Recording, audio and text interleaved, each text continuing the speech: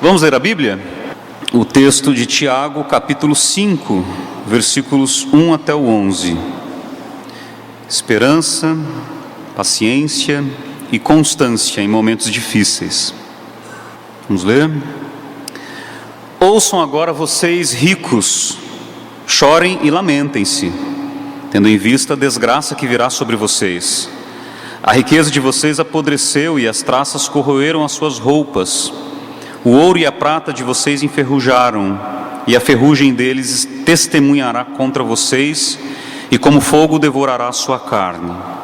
Vocês acumularam bens nesses últimos dias. Vejam, o salário dos trabalhadores que ceifaram seus campos e que vocês retiveram com fraude está clamando contra vocês. O lamento dos ceifeiros chegou aos ouvidos do Senhor dos Exércitos. Vocês viveram luxuosamente na terra, desfrutando prazeres, e fartaram-se de comida em dia de abate. Vocês têm condenado e matado o justo sem que ele ofereça resistência. Portanto, irmãos, sejam pacientes até a vinda do Senhor. Vejam como o agricultor aguarda que a terra produza a preciosa colheita e como espera com paciência até virem as chuvas do outono e da primavera. Sejam também pacientes e fortaleçam o seu coração, pois a vinda do Senhor está próxima. Irmãos, não se queixem uns dos outros para que não sejam julgados, o juiz está às portas. Irmãos, tenham os profetas que falaram em nome do Senhor como exemplo de paciência diante do sofrimento. Como vocês sabem, nós consideramos felizes aqueles que mostraram perseverança. Vocês ouviram falar sobre a perseverança de Jó e viram o fim que o Senhor lhe proporcionou.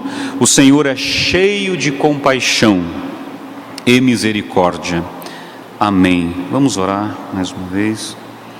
Se alguém puder pôr um retorno para mim, eu agradeço. Vamos orar. Senhor, eu quero te agradecer pela tua palavra, por esta ocasião tão bonita, tão preciosa que a gente tem de estarmos juntos, para refletirmos juntos. E hoje, quando vamos falar nesse tema, com base nesse texto, que o Senhor nos ajude, que teu Espírito Santo nos conduza, que todos sejamos aqui tocados pela tua presença, que essa presença tua renove em nós a esperança. Amém. Amém. Bom, esse texto fala da questão, entre outras, da questão do sofrimento. E o sofrimento é uma das grandes questões da teologia, é uma das grandes questões da fé cristã, mas também, talvez seja uma questão central, talvez seja não, é uma questão central até na filosofia, ou seja, na tentativa de entender a vida. Por que a gente sofre? Por que eu tenho que sentir dor? Qual a razão do sofrimento? E aí aquela velha pergunta: por que coisas boas acontecem a pessoas ruins e por que coisas ruins acontecem a pessoas boas? São perguntas recorrentes e é uma questão central da vida humana. Então a gente não tem muitas respostas, mas a gente tem algumas coisas que dá para a gente concluir, dá para a gente, independente da fé, seja cristão, seja ateu, seja budista, seja muçulmano, tem uma coisa que todos concordamos: todos sofrem. Ou seja, o sofrimento é um traço comum entre todas as pessoas, sejam ricas ou pobres, sejam crentes ou descrentes, todos sofremos. Então, diante da inevitabilidade do sofrimento, talvez não seja questão de se perguntar por que sofremos, mas de nos perguntarmos qual a nossa reação diante do sofrimento. Já que ele virá em algum momento inevitavelmente, qual deve ser a nossa reação ao sofrimento? A gente pode escolher alguns caminhos. A gente pode escolher o caminho da negação, por exemplo. O caminho da negação, ou daquele otimismo eufórico, é aquele de que a pessoa está na lama, está sofrendo pra caramba, mas diz, não está nada acontecendo, está tudo bem, eu não estou sentindo nada, está tudo ótimo, quando na verdade não está. É terrível isso, né? Os psicólogos aqui sabem que essa não é uma boa atitude, porque a pessoa fica negando o tempo todo, daqui a pouco ela explode ou implode, né? Uma crise, um surto, de repente a pessoa tem um apagão, e aí se vê em depressão, se vê doente, porque é uma doença, como qualquer outra doença, apesar do preconceito que existe nas doenças, né, emocionais, mas é uma doença, como foi o Boechat que escreveu essa semana, até compartilhei esse texto. Ele teve um episódio de depressão profunda, porque ele negava, queria fazer tudo ao mesmo tempo, um monte de coisa, e teve uma depressão por exaustão, e ele diz no texto dele, que é como quebrar um braço, ou como ter uma pneumonia, é uma doença, que deve ser reconhecida e tratada. A negação ao sofrimento não é um bom caminho, não é. Outro caminho é o caminho do fatalismo,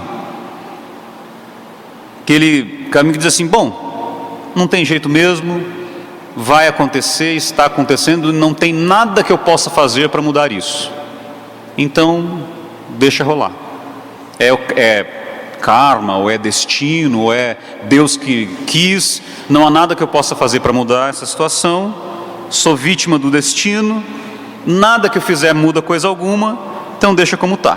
Qual é o problema disso? Desse tipo de caminho, que pode levar ao ressentimento, à amargura, à própria desesperança, e é o Henry Nouwen que diz que ao final leva ao desespero, que é pior do que tudo isso, porque a desesperança talvez seja uma ausência de esperança. O desespero, além da pessoa não ter esperança, ela perde completamente o norte, ela fica desesperada, não é bom também, não é um caminho bom. Eu acho que a gente pode ter um terceiro caminho, uma terceira via, entre a negação e entre essa resignação fatalista, um terceiro caminho, que o texto traz para nós, esse texto que lemos hoje, que é o caminho da esperança, ou seja, nem a negação, que diz, não está acontecendo nada, isso não é comigo, nem o fatalismo que diz, não há nada que eu possa fazer a respeito, mas sim, reconheço que estou sofrendo, mas há esperança. Reconheço que eu estou sofrendo, mas eu posso ter uma atitude diferente diante do sofrimento. Realmente as coisas não estão boas, mas eu posso reagir a isso, e eu posso superar isso, eu posso passar por isso, porque eu creio no Deus amoroso e bom da Bíblia. Essa é uma alternativa boa, razoável, ou seja, não vai nem num extremo, nem outro.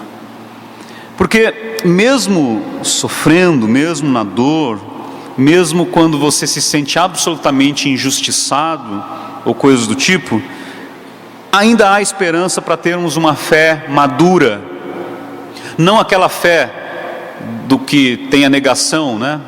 Que não, está tudo bem, num passe de mágica tudo vai se resolver, porque na última hora Deus vai chegar e vai fazer eu pisar sobre os meus inimigos, minha vitória vai ter sabor de mel, eu vou pisar na cabeça dos meus inimigos e tal. Não é assim, não funciona assim, viu, queridos? Não é desse jeito que funciona, pelo menos não nos evangelhos, não é assim que funciona.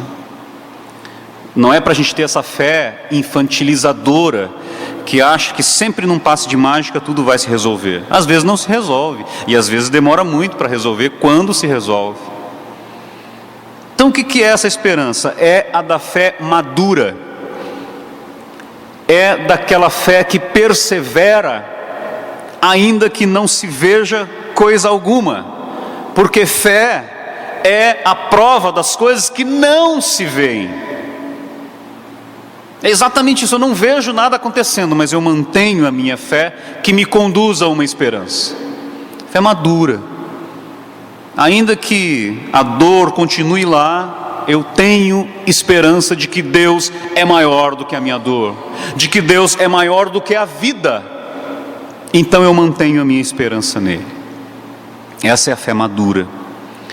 E o texto nos chama a essa maturidade. O texto de Tiago, vejo que já é no 5º capítulo de Tiago, e Tiago ele é bastante duro e contundente na fala dele, no texto dele, mas é muito pragmático também em muitos pontos. Ele é muito prático e ele quer realmente ajudar as pessoas a terem uma vida cristã, com disciplinas cristãs que conduzam à esperança, que conduzam ao reino de Deus.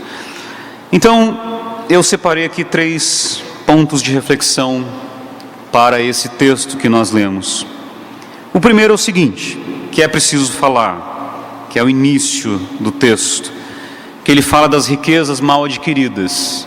Riquezas mal adquiridas e mal repartidas geram opressão e dor. Ele é absolutamente duro com os ricos que enriqueceram fraudulentamente. Vocês repararam no texto que nós lemos? Ele é duríssimo. Ele diz: ai de vocês ricos, ai de vocês que têm ceifeiros ceifando os campos de vocês, mas vocês retiveram fraudulentamente o salário deles. Pois então esses ceifeiros clamam até mim, e o Senhor dos exércitos então vai vingá-los. Ele é absolutamente duro com relação a estes ricos opressores. Por quê? Ser rico obviamente não é pecado, mas é um pecado terrível diante de Deus adquirir riqueza de maneira fraudulenta, oprimindo o pobre, retendo o justo salário do trabalhador, acumulando riqueza com base na miséria alheia, como é o caso do texto. Isso é um pecado horrendo diante de Deus. É por isso que Tiago usa uma expressão aqui pouquíssimo utilizada no Novo Testamento. Ele se refere ao Senhor dos exércitos. Tiago diz que o lamento dos oprimidos, que foram oprimidos pelos ricos que enriqueceram fraudulentamente, chegou aos ouvidos do Senhor dos exércitos. Parece que Tiago queria dar peso ao texto. Parece que Tiago queria deixar bem claro que quem toca nos ungidos do Senhor mexe com o Senhor dos exércitos.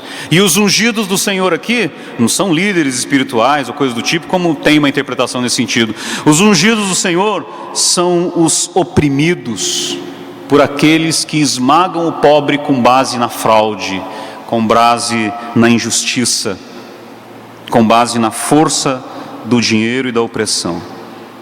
Então, para estes, o Senhor dos exércitos é um general que certamente virá vingar estes oprimidos. O livro de Jeremias, no capítulo 22, versículo 13, diz: ai daquele que constrói o seu palácio por meios corruptos, seus aposentos pela injustiça, fazendo os seus compatriotas trabalharem por nada, sem pagar-lhes o devido salário. Acho que esse texto podia estar na Lava Jato, né? Podia ser numa das sentenças do Sérgio Moro, ele podia dizer assim: ai daquele que constrói o seu palácio por meios corruptos, seus aposentos pela injustiça, fazendo seus compatriotas, todos nós, trabalharmos sem pagar o devido salário. Então, os profetas do Antigo Testamento, todos eles condenaram duramente a corrupção. E aí vem Tiago como um profeta do Novo Testamento e renova isso: ai de vocês ricos que enriqueceram fraudulentamente. Aqui lembrando o texto de Jeremias. A gente só precisa ter um cuidado com esse texto. É que quando a gente lê esse tipo de texto, a gente não costuma se identificar nele como opressor. Ah, tá vendo? Está falando com os ricos. Então não é comigo. Não está falando comigo. Ok. Mas nós temos que olhar para o texto como um espelho. Talvez nós não sejamos, talvez você não seja rico, como esse rico aqui do texto.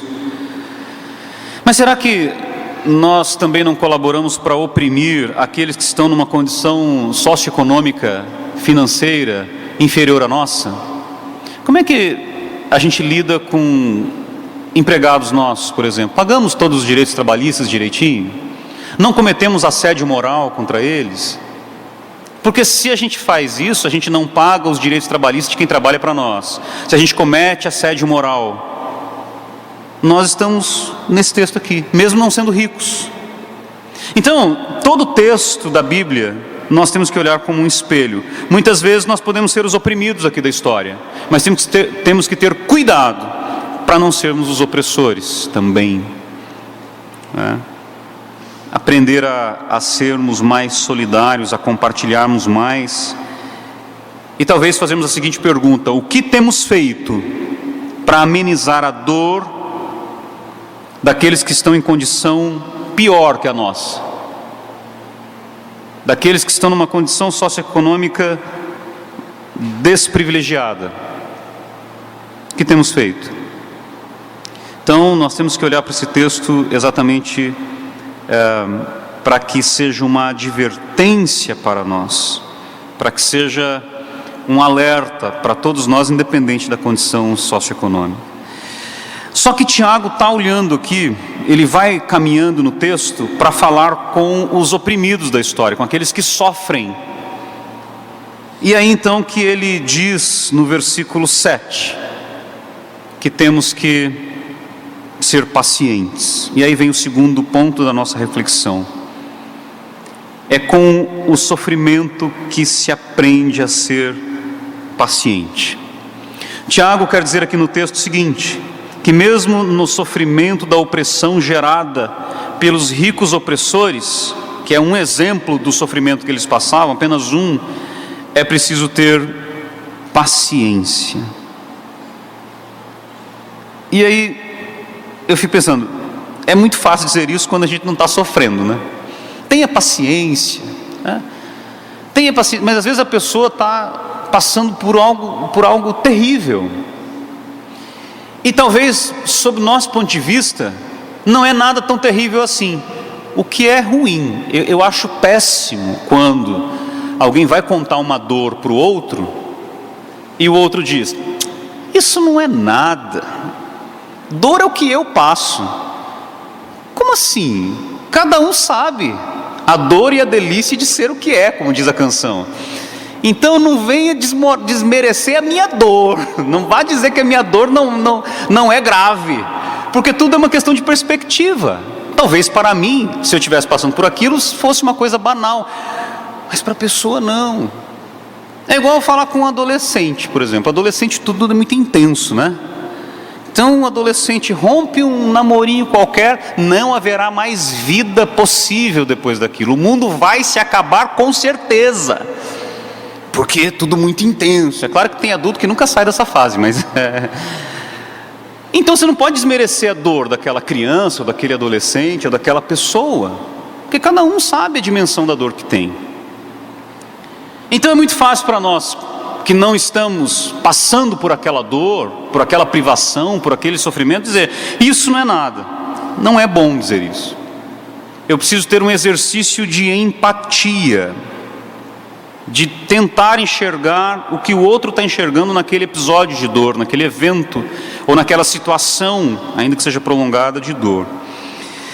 E aí, queridos, uma coisa que a gente precisa aprender, tenho falado sobre isso aqui várias vezes, é aprender a ressignificar alguns eventos da nossa vida, ou seja, dar um novo significado a alguns eventos, na medida em que nós vamos amadurecendo. O problema é que às vezes quando a gente está passando pela dor, a gente não consegue dar o devido significado naquele momento, mas depois que a gente superou, que o mundo não se acabou, aí a gente dá um novo significado. Olha para o passado, para aquela situação de dor e sofrimento, e você dá um significado para aquela dor e para aquele sofrimento. É uma forma de recontar a sua história. Porque não adianta também você contar a sua história só com o que aconteceu de bom. As coisas ruins estão lá. O que eu faço com isso agora? Vai depender de você. Que significado você vai dar para esse episódio de dor? O que aquilo significou para você? Qual o significado que tem? E aí às vezes é preciso ressignificar. Alguém disse, impossível mudar o passado. E eu digo, o passado é o que a gente mais muda o tempo todo. Por quê? Porque cada vez que a gente conta o passado, a gente conta diferente. A gente muda o passado da gente o tempo todo. A gente vai burilando as nossas histórias. E com uma autocondescendência enorme. Sempre que eu vou contar uma história do passado, sob a minha própria perspectiva, eu vou contar me colocando como alguém que não é um crápula, não é um canalha e tal. Mas outra pessoa que vai contar a mesma história, talvez me chame de crápula, de canalha. E quando a gente vai recontar a nossa história, a história dos eventos da nossa vida, nós temos que recontá-los aprendendo a dar o devido significado a cada experiência, a cada momento e a cada situação. Os fatos não mudam, realmente, mas a forma como eu enxergo os fatos pode mudar. E pode mudar inclusive para ser algo positivo para você. Alguém dirá, mas o que de positivo pode ter numa tragédia que eu passei? Realmente, eu não sou desses que acredita que você tinha que passar por isso para você hoje ser quem você é e tal. Talvez não. Como aqueles que dizem coisas absurdas. Por exemplo, a pessoa está enterrando um filho e diz, não, Deus sabe o que faz, Deus fez isso com você para que você ajude outros lá na frente, porque Deus tinha um propósito nisso. Não há coisa nenhuma, não faz o menor sentido uma criança morrer. Para mim não faz sentido nenhum. E Deus não quer essas coisas não, acontece porque a vida é frágil, e pessoas morrem, e até crianças morrem, lamentavelmente. Agora, passado o choque da tragédia, aí eu tenho que dar um significado a isso, ao evento dolorosíssimo. Qual o significado que eu dou? É isso que vai determinar quem você será. Então, você perdeu alguém querido, você pode se tornar uma pessoa amarga, ressentida, revoltada, porque você deu um significado para aquele evento que te levou a ser uma pessoa revoltada, ressentida, amargurada. Agora, você pode, sim, mesmo depois de um evento trágico, e isso é claro, só depois que passa o choque da tragédia, você pode se tornar uma pessoa que sim, que tem condição de dizer, passei por esse evento de dor, por esse sofrimento, mas eu não perdi a esperança, não me tornei uma pessoa amarga, nem ressentida, porque você deu o significado àquele evento. Então a gente, nesse contexto de dor, você precisa lembrar que a vida tem dores, tem choro, mas tem riso também, tem pranto, mas tem dança também. Tem o amargo da vida, mas tem o doce da vida também. E que na verdade, todos nós passamos pelos nossos momentos de dor e sofrimento, até naquilo que parece uma enorme vitória e uma exultação, há momentos de dor ali. Imagine você uma bailarina de uma dessas companhias maravilhosas, Bolshoi, essas companhias grandes de balé. Aí a bailarina vai lá e dá um espetáculo, fica todo mundo extasiado com tamanha beleza. Mas e a dor que aquela bailarina sentiu e sente para ensaiar e para apresentar tudo impecavelmente? Os calos que ela tem nos pés, a dor que ela passou. A gente não vê muito isso. Mas o que eu quero dizer com isso? Que todos os eventos da vida têm isso, é um misto de dor e alegria, de sofrimento e de prazer. E a gente tem que reconhecer essa dinâmica da vida, onde esses sentimentos se misturam. Um maratonista que termina a maratona lá, aos 42 quilômetros, que alegria, que prazer, é um êxtase. Um êxtase. Mas e a dor para chegar até lá? Os treinos e a própria prova, como é que fica? Mas não é um êxtase, Sim, mas o êxtase vem junto com dor também. Assim é a vida, queridos, e a gente precisa aprender a olhar para a vida vendo que ela tem dança, mas que ela tem pranto também. E no pranto, lembrar que haverá dança quando o pranto se acabar. Como diz o texto da Bíblia, o choro pode durar uma noite inteira, mas a alegria vem pela manhã. O risco que a gente tem é de ficar mergulhado só na dor, e isso é terrível, não ver a esperança da dança lá na frente, ou a gente querer apenas a dança, ou seja, as alegrias e as vitórias, sem esforços. De novo eu quero citar Henry Nouwen no livro Transforma Meu Pranto em Dança, que é uma obra póstuma dele, já indiquei aqui algumas vezes, é difícil de achar, mas enfim, são livros que são como pérolas, você tem que garimpar, como um diamante, você tem que garimpar e encontrar nos sebos virtuais, livrarias virtuais por aí. E ele diz o seguinte: nós gostamos de vitórias sem esforços, de crescimento sem crise, de cura sem dores e de ressurreições sem cruz. Porque Jesus ressuscitou, mas passou pela cruz antes. Se nós queremos vitórias, teremos que ter esforços. Se nós queremos cura, haverá dores antes. E ele diz nesse texto também que a gente tem que aprender a chamar o Deus bailarino para nos conduzir no momento da dor e do sofrimento, para lá na frente celebrarmos com Deus a dança que superou o pranto, que superou o choro, e especialmente sermos gratos por tudo. E isso é muito difícil na sociedade de consumo que a gente vive, porque nessa sociedade de consumo que a gente vive, o conforto não é apenas esperado, mas ele é exigido. Eu quero ter conforto, eu preciso ter conforto e eu exijo ter conforto e imediato. Isso vai gerando na pessoa um sentimento sempre de que ela merece ter tudo de bom, do bom e do melhor, sem dor e sem sofrimento. Mas não é assim. A vida não é assim. E às vezes é preciso saber agradecer até pelos episódios de sofrimento e dor. Isso é dar novo significado àquele episódio. O Nouwen diz o seguinte, não tem o texto aí, mas eu vou ler pausadamente. Veja o que esse teólogo fantástico diz: mas será que é possível abraçar com gratidão toda a nossa vida e não apenas as coisas agradáveis de que gostamos de relembrar?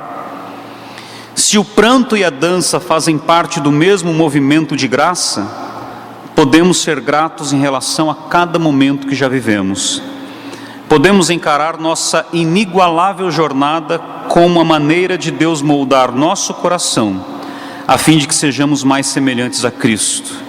A cruz, o símbolo principal de nossa fé, convida-nos a ver graça onde há dor, a ver ressurreição onde há morte. Percebem? Nós podemos dar então significado, ver graça onde tem dor e ver ressurreição onde tem morte. Isso é um esforço de redefinir e ressignificar, para sermos então pacientes.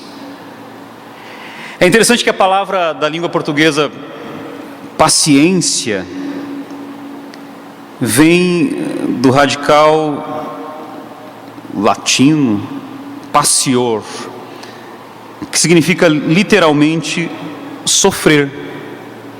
Por que o cliente do médico não é chamado cliente? O do advogado é cliente. E o do médico? Paciente. Eu sempre imaginava que paciente, porque a gente fica horas esperando na fila, assim, mas tem que ser paciente mesmo para esperar, né? Mas não é isso não. O cliente do médico é paciente porque ele procura o médico porque está sentindo alguma dor. É isso. Quem procura o médico é porque está com algum problema, que está sentindo alguma dor, algum mal-estar.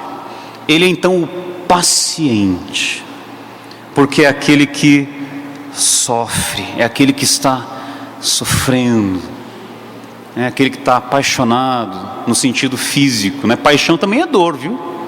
No Nordeste tem alguns lugares que falam ainda até hoje, eu estou meio apaixonado. Já ouviram essa expressão? Com uma dor física. Muito embora a paixão traz dores físicas também, né? De tanto que mexe com a pessoa. Então, paciência tem a ver com sofrimento, com dor. Isso não é à toa.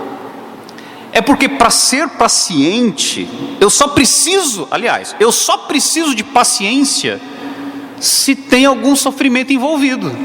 Senão eu não preciso de paciência.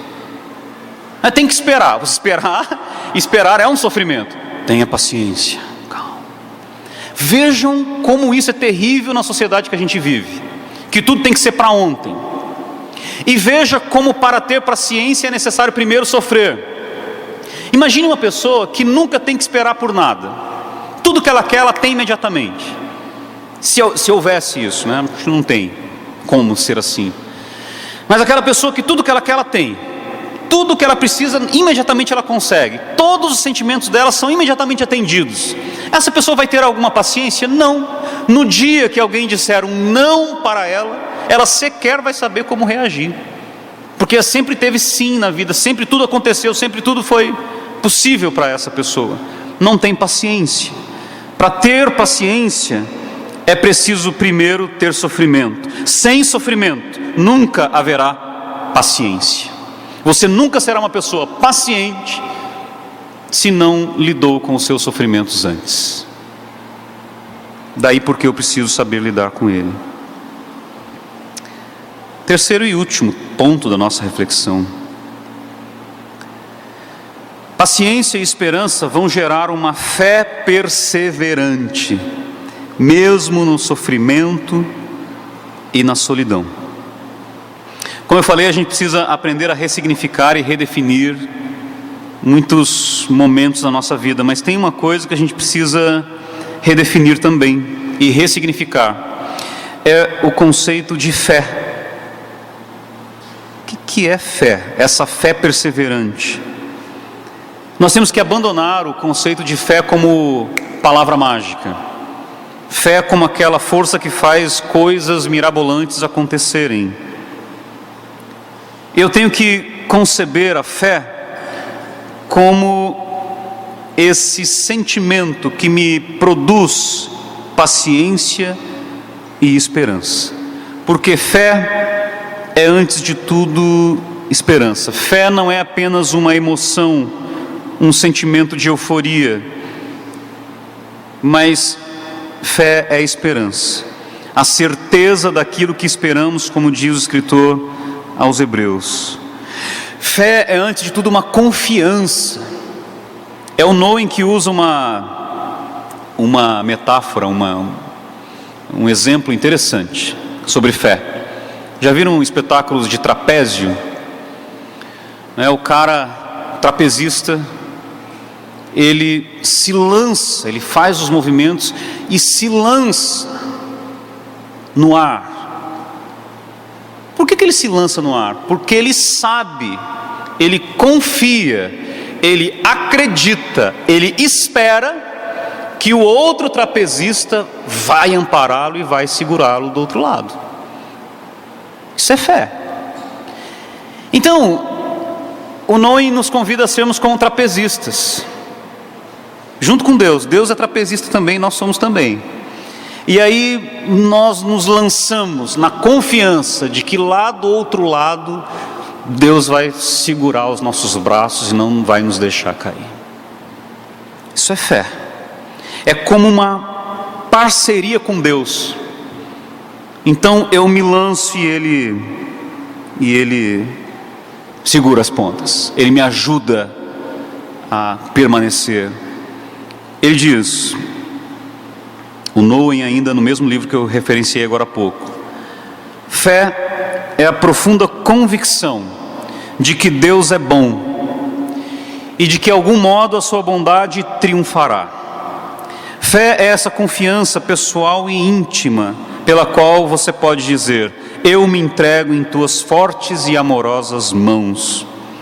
Porque mesmo quando nada muda, presta atenção no que ele diz, mesmo quando nada muda, podemos continuar nutrindo uma viva esperança.